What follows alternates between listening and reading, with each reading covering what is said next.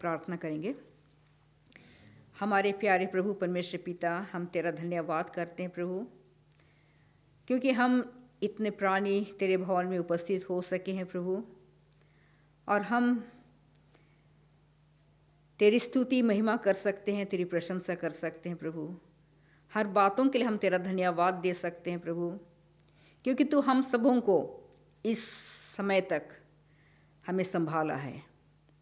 हमें हर प्रकार की जोखिमों से, हर प्रकार के दुर्घटनाओं से, हर रोग दुख तकलीफ परेशानियों से बचा करके रखा है, और हमें तेरे भवन में आने के लिए हमारी मदद और सहायता किया है प्रभु। हम तेरा धन्यवाद करते हैं। हम उन लोगों के लिए भी प्रार्थना करते हैं जो तेरे भवन में नहीं आ पाए किसी भी कारणवश प्रभु। उनके संग साथ भी होना, यदि वो बीमार दुख तकलीफ से पीड़ित हैं प्रभु, उन्हें भी तेरे पवित्र हाथों में सौंपते हैं। उनके संग साथ होना ताकि वे चंगे भले होकर के तेरे भवन में आ सके, तेरे नाम का धन्यवाद कर सके। प्यारे प्रभु परमेश्वर पिता, यदि किसी भी प्रकार की कोई रुकावट या बाधाएं उनके जीवन में है, उन्हें भी हम तेरे हाथों में सौंपते हैं प्रभु। उनकी अगुवाई करना, मदद और सहायता करना, हर बाधाओं को, हर रुकावटों को तू दूर कर, और तेरे भवन में आने के लिए मदद और सहायता कर, ताकि तेरे प्रेम, तेरे विश्वास में बने रहें। हम प्रार्थना करते हैं प्रभु परमेश्वर पिता, जितने लोग तेरे भवन में उपस्थित हुए हैं, एक एक जन को तेरे पवित्र हाथों में सौंपते हैं, एक एक जन के परिवार के सदस्यों को तेरे हाथों में सौंपते हैं, हर कलीसिया के सदस्यों को तेरे हाथों में सौंपते हैं प्रभु परमेश्वर पिता। तू सबके साथ होना, सबकी तू देखभाल करना, हर ज़रूरत की चीज़ों को अपने स्वर्गीय भंडार से पूरी करना। प्यारे प्रभु परमेश्वर पिता, विशेष रूप से मैं अपने लिए प्रार्थना करती हूँ प्रभु, जो कुछ भी वचन मैं तैयार की हूँ प्रभु, उस पर तेरी विशेष अगुवाई हो। तू मुझे बुद्धि, ज्ञान और समझ दे प्रभु, ताकि तेरे वचनों को पेश कर सकूँ अच्छी तरह से प्रभु परमेश्वर पिता, ताकि हम तेरे वचनों को सुनने के बाद प्रभु परमेश्वर पिता, हम अपने जीवन को तेरे हाथों में सौंपते हुए हम उस दिन की बाट जो होने वाली हो सके, जब तू बादलों में होकर आएगा हम सबों को लेने के लिए। प्यारे प्रभु परमेश्वर पिता, बाकी का समय तेरे हाथों में सौंपती हूँ। तू सबके साथ होना, सबकी मदद और सहायता करना, हमारे गुनाहों को, गलतियों को तू माफ़ कर। इस प्रार्थना को हम तेरे प्रिय पुत्र यीशु ख्रिस्ट के नाम से मांगते हैं। तू दया करके सुन और ग्रहण कर, आमीन। बैठ जाएंगे।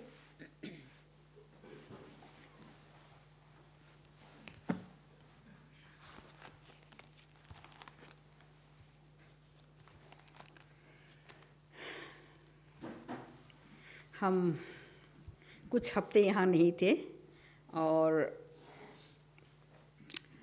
हम जब पंजाब गए हुए थे, वहाँ भी हम काफ़ी व्यस्त थे अपने कामों को करने के लिए। सबसे पहले तो हम जा कर के अपने घर की साफ़ सफाई कर रहे थे, क्योंकि 2.5 साल से हमारा घर बंद था, ताला लगा हुआ था, और बहुत ही बुरा हालत था। फिर भी परमेश्वर हमारी मदद और सहायता की है। हम वहाँ गए, हम अपने घरों की सफाई कर सके, और जो कुछ भी ऑफिशियल काम था हम उनको पूरा तो नहीं कर पाए, लेकिन फिर भी हम शुरू कर दिए हैं, और शायद 1 और 2 बार फिर जाना होगा, और परमेश्वर हमारी मदद और सहायता करेगा। और जब मैं आई, यहाँ भी आने के बाद भी हम बिजी थे, और मैं सोचने लगी कि मेरा वेस्पर मीटिंग में है, मैं क्या बोलूँ। फिर जो भी हो, परमेश्वर जो वचन मुझे दिए हैं, और मैं उसको आप सबों के सामने पेश करना चाहती हूँ। आज मैं जो वचन ले करके आई हूँ, और उसका शीर्षक है शैतान मसीह के प्रतिरूप में। शैतान मसीह के प्रतिरूप में। जब हम पढ़ेंगे लूक 21:8, लूक 21:8, लूक 21:8, और उसमें लिखा है, उसने कहा, चौकस रहो कि भरमाए ना जाओ, क्योंकि बहुत से मेरे नाम से आकर कहेंगे मैं वही हूँ, और यह भी कि समय निकट आ पहुँचा है। और जैसा हमने इस वचन को पढ़ा है, और इससे हम यही देखते हैं कि हम बिल्कुल एंड समय में रह रहे हैं, आखिरी समय में रह रहे हैं। और हम बहुत सारी चीज़ों को अगर हम बाइबल में देखेंगे, जैसे मत्ती 24 अध्याय को अगर हम देखते हैं, उसमें आखिरी समय का जो है कि कैसे कैसे चेतावनियाँ हमारे लिए दिया हुआ है कि इन घटनाओं को देखोगे तुम जान पाओगे कि अंत बहुत ही निकट है। और मैं एक चीज़ सबसे पहले मैं ये अभी देखती हूँ, जो अभी पहले वैसा नहीं हुआ था, जो घर घर की कहानियाँ बोलेंगे, हर घर में कुछ न कुछ प्रॉब्लम्स चल रही हैं, भाई बहनों में, माँ बाप में, सब जगह। तो जब मैं इस चीज़ को देखती हूँ तो मैं यही समझ पाई कि ये बिल्कुल ही आखिरी है, क्योंकि फैमिली में, परिवार में जो ऐसी बातें हो रही है, ऐसी घटनाएं हो रही है, एक दूसरों का प्रेम ठंडा हो रहा है आपस में, एक दूसरों के साथ मेल मिलाप नहीं है, और ये है बिल्कुल आखिरी समय में। तो हम ज़्यादा समय हम इस दुनिया में अब नहीं रहने वाले हैं, तो हमें क्या करना है आखिरी समय के लिए? बड़ी सावधानी के साथ अपने आप को तैयार करना है, बड़ी सावधानी के साथ हमें मसीह के साथ चलना है, क्योंकि मसीह का वचन ये भी कहता है कि मसीह का आगमन कभी भी हो सकता है, चोर की नहीं, अचानक से। और यदि हम तैयार नहीं होते हैं तो जब प्रभु का आगमन होगा तो हम वंचित हो जाएंगे। इसीलिए हमें बहुत सोच समझ करके अपने कदमों को बढ़ाना है और परमेश्वर के साथ जुड़े रहना है। हम देखते हैं इस युग में, अभी के समय में, एंटी क्राइस्ट सच्चे मसीह के रूप में दिखाई देंगे बहुत ज़्यादा। आप देखोगे, न्यूज़ में देखोगे, अपने आंखों से देखोगे, सुनोगे, तो बोलता है कि ये जो एंटी क्राइस्ट है अपने आप को सच्चे मसीही कहेंगे, और फिर ईश्वर का कानून, जो परमेश्वर का कानून है, हमारी दुनिया के राष्ट्रों में पूरी तरह से शून्य या ज़ीरो हो जाएगा। इसका मतलब ये शैतान का जो काम हो रहा है बड़ी ज़ोर शोर से हो रहा है, और जो सच्चाई है वो बिल्कुल क्या हो जाएगा, ख़त्म होने लगेगा। और फिर बोलता है कि ईश्वर के पवित्र कानून के खिलाफ विद्रोह पूरी तरह से होगा। लेकिन इस विद्रोह का असली नेता शैतान है, जो प्रकाश के एक दूत जैसा कपड़े पहने हुए पूरे संसार के लोगों को धोखा देगा। आखिरी समय में शैतान हर एक लोगों को, चाहे हम मसीह के साथ जुड़े हुए हैं, चाहे मसीह के साथ जुड़े हुए नहीं हैं, हर एक को शैतान अपने धोखा में क्या करेगा, ले लेगा। वह घोषणा करेगा कि सबत को सप्ताह के 7वें से पहले दिन में बदल दिया गया है, ये घोषणा करने वाला है। और सप्ताह के पहले दिन के स्वामी के रूप में वह सबत को उसकी वफादारी की परीक्षा के रूप में प्रस्तुत करेगा। तो जो हम मसीह के उस सच्चाई में हैं, तो ये हमारे लिए एक क्या है, जो सबत का वफादारी हमारे लिए ये परीक्षा के रूप में हमारे जीवन में आने वाला है। शैतान जो दुष्ट स्वर्गदूतों से घिरा हुआ है और ईश्वर होने का दावा कर रहा है, सभी प्रकार के चमत्कार का काम करेगा, और यदि संभव हो तो धोखा देने के लिए बहुत ही धोखा देगा। और इन सारी बातों को हमें पहचानना, समझना बहुत ही कठिन हो जाएगा, बहुत ही मुश्किल हो जाएगा। शैतान अपने धोखे को तैयार कर रहा है कि ईश्वर के लोगों के खिलाफ अपने आखिरी अभियान में वे समझ नहीं सकते कि वह या है। मतलब जो परमेश्वर के लोग हैं, जो परमेश्वर के सच्चे लोग हैं, उन पर ये ऐसा उनको धोखा देगा, ऐसा काम करेगा कि हमें भी ये समझना बहुत ही कठिन हो जाएगा, क्योंकि शैतान स्वयं प्रकाश के दूत के रूप में बदल जाएगा। शैतान परमेश्वर के लोगों को परेशान करने, प्रलोभन देने और गुमराह करने की अपनी शक्ति की सीमा तक चला जाएगा।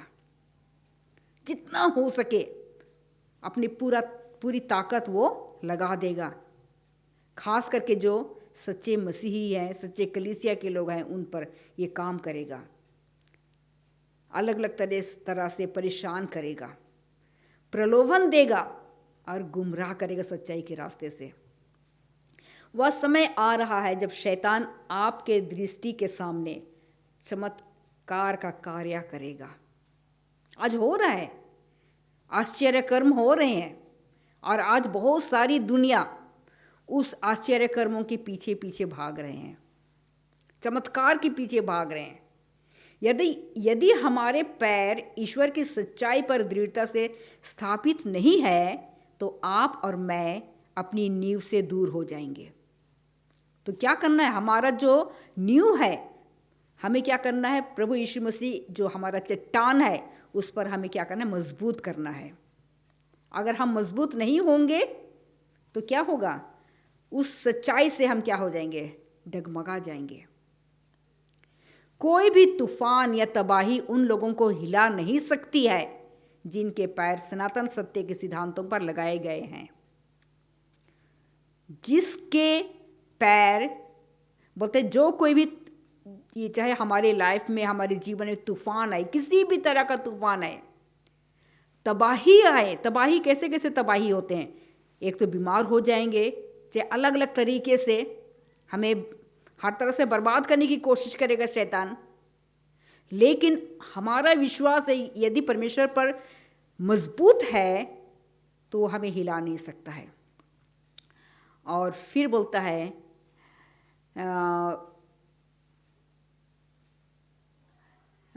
तूफान या तबाही उन लोगों को हिला नहीं सकती है जिनके पैर सनातन सत्य के सिद्धांतों पर लगाए गए हैं।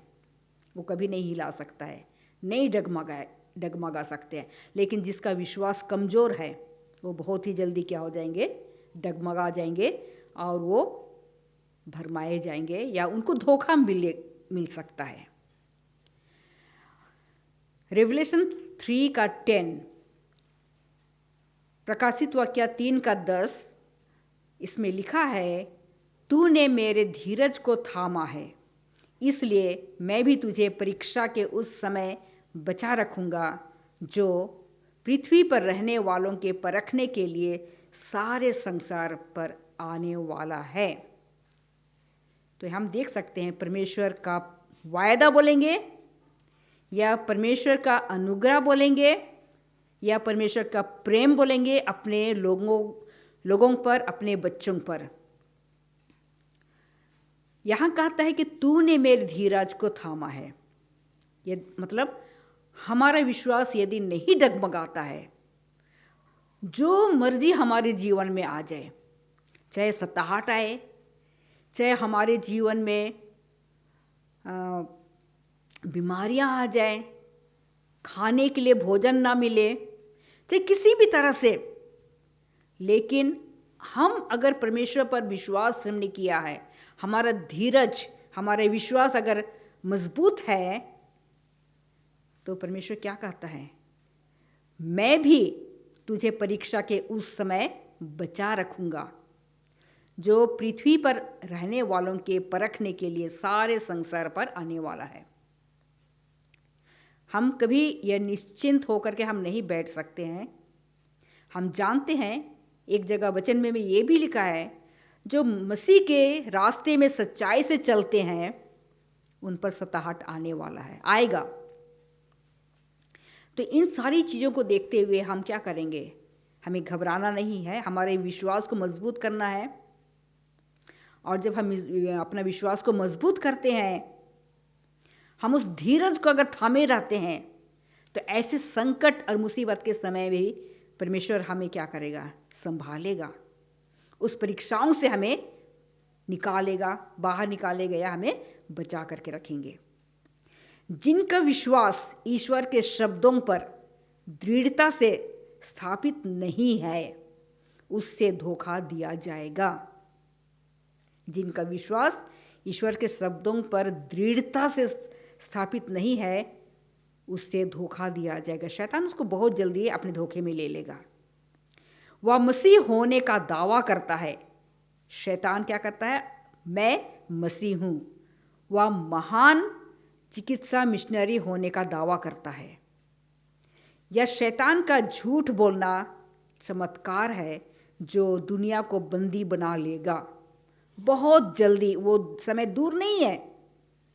बहुत सारे लोग शैतान की उस बंदी में बांधने वाले हैं, पड़ने वाले हैं, क्योंकि शैतान यही तो कोशिश कर रहा है।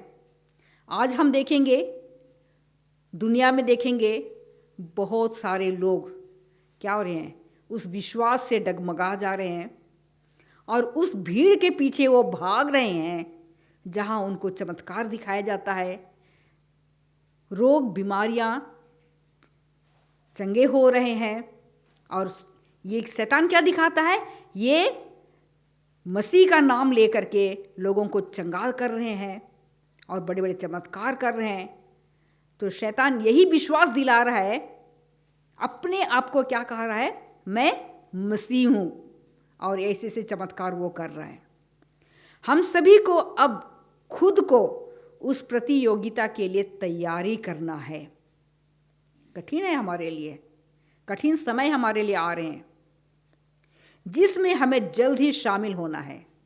परमेश्वर के वचन में विश्वास, प्रार्थना पूर्वक अध्ययन शैतान की शक्ति से हमारी ढाल होगी और हमें मसीह के रक्त के माध्यम से विजय दिलाएगी।